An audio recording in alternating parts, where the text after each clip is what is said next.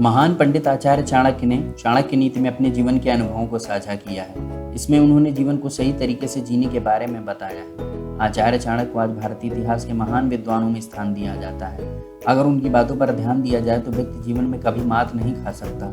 दोस्तों, आचार्य चाणक्य चंद्रगुप्त मौर्य के मंत्री थे और उन्होंने बड़े साम्राज्य की स्थापना की थी, मगध की। जी हाँ दोस्तों, जिसने हमारे देश भारत को सुरक्षा प्रदान की और एक लंबे समय तक भारत पर राज किया।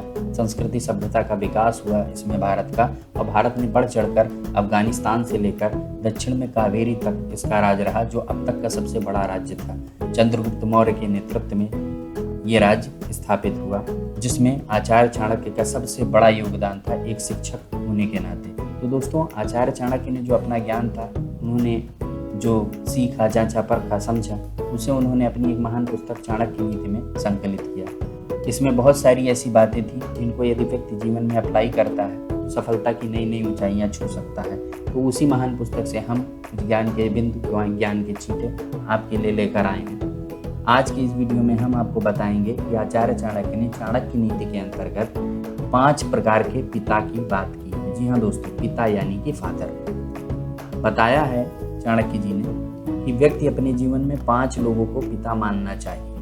तो सबसे पहले किसे मानना चाहिए? दोस्तों, हम सभी को पता है कि जन्म देने वाले को आचार्य चाणक्य सबसे पहला पिता मानते हैं। जी हाँ, जिसने हमें जन्म दिया है वो हमारे पिता हैं। जो हमारे बायोलॉजिकल फादर हैं वो हमारे पिता हैं। सबसे पहले पिता उन्हें मानना चाहिए। दूसरा पिता उसे मानना चाहिए जिसने हमें विद्या दी है। जी हाँ दोस्तों, विद्या देने वाला आचार्य यानी कि हमारा जो टीचर है, जिसे हम अपना गुरु मानते हैं, जिसने हमें विद्या दी है, वो हमारा दूसरा पिता है। दूसरा पिता इसलिए क्योंकि उसने आपको ज्ञान दिया, आपको शिक्षित बनाया, आपको इंसान बनाया, एक तरह से कहें तो इसलिए दूसरा पिता उसे मानना चाहिए जिसने हमें विद्या दी है, यानी हमारा आचार्य। तीसरा पिता किसे माना है आचार्य चाणक्य ने? आचार्य चाणक्य कहते हैं कि व्यक्ति को अपना तीसरा पिता उसे मानना चाहिए जो उसे अन्न दे, यानी कि जो उसका भरण करे। यदि आपका बायोलॉजिकल फादर और आपका अन्न देने वाला पिता दोनों एक नहीं है, अलग अलग हैं, तो यकीन मानिए जिसने आपको अन्न दिया है वो भी आपका पिता ही है, क्योंकि वो आपका पालन कर रहा है। जैसे कि कृष्ण के संबंध में कहा जाए कि कृष्ण का जो पालन पोषण किया था वो यशोदा माँ ने किया था, और नंद बाबा एक तरह से उनके पिता थे। तो वही बात यहाँ पर की जा रही कि अन्न देने वाला भी पिता है। चौथी बात जो आचार्य जी कहते हैं वो कहते हैं कि भय से मुक्ति दिलाने वाला भी पिता है, यानी कि चौथा पिता उसे माना है जो हमें भय से मुक्ति दिलाए। भय यानी कि डर, एक ऐसा डर जो हमने अपने मन मस्तिष्क में बैठा लिया है, तो उस भय से मुक्ति दिलाने वाला भी पिता है। दोस्तों, यहाँ पर भय का संबंध इस बात से नहीं है कि आप किसी शेर से डर गए, किसी जानवर से डरते हैं, किसी ऊंचाई से डरते हैं और उस डर से जो हमें विजय दिला दे, वो बिल्कुल भी नहीं। ये डर तो सामान्य डर है और ये प्रत्येक व्यक्ति में रहता है। अपने जीवन को बचाने के लिए हर व्यक्ति इस जद्दोजहद में रहता है और इन चीज़ों से डरना भी स्वाभाविक है। यहाँ पर जो भय की बात की जा रही है कि भय से मुक्ति दिलाने वाला पिता, वो भय अलग भय है।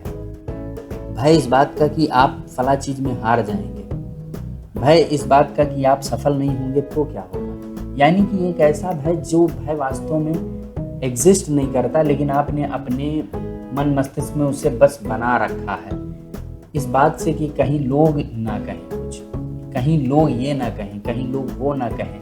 ये चीज़ आपके अंदर ही एक तरह का भय का वातावरण बना देती है, और ये भय, इस भय से जो आपको मुक्ति दिला दे, यानी कि एक तरह से मेंटर आपका, वो आपका पिता है। यानी कि आचार्य जी कहते हैं कि यदि कोई आपको प्रोत्साहित कर रहा है कि जाओ लड़ो, कुछ नहीं होगा, तुम विजयी होगे, तो वो आपका मेंटर, वो आपका पिता समान है। यही बात आचार्य चाणक्य कहते हैं। जो 5वां जो पिता बोला गया है आचार्य चाणक्य ने जिसे बताया, वो कहा है कि रक्षा करने वाला। जी हाँ दोस्तों, यदि कोई आपकी रक्षा करता है, आपकी सुरक्षा करता है किसी विषम परिस्थिति में, वो किसी भी प्रकार की परिस्थिति हो, चाहे वो आर्थिक हो, सामाजिक हो, धार्मिक हो, किसी भी तरह की, या फिर आपके ऊपर कोई आक्रमण होने वाला हो, ऐसी स्थिति में भी यदि कोई आपकी रक्षा करता है तो वो आपका पिता के समान है। तो ये 5 पिता थे जिसे आचार्य चाणक्य ने अपनी पुस्तक चाणक्य नीति में लिखा है, जिनके बारे में, और इसे हमें जानना भी चाहिए। जीवन में हम अपने ऐसे लोगों को